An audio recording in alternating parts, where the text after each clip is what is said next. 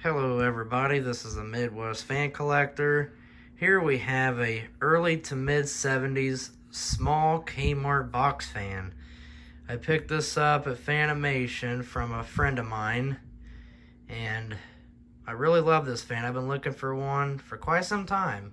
It's in really good condition too, and it's got a really nice stand to it.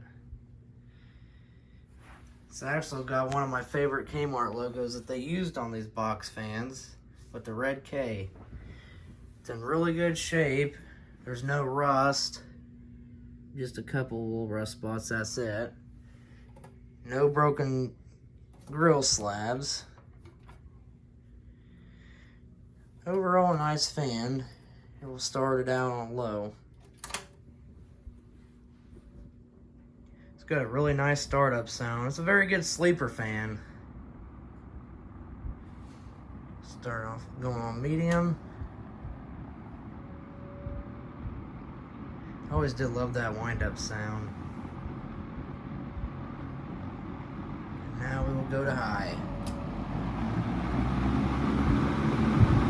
It's powerful. Pretty powerful for a small fan. Alright, now we're going to turn it off. It's a great little fan. Sure is.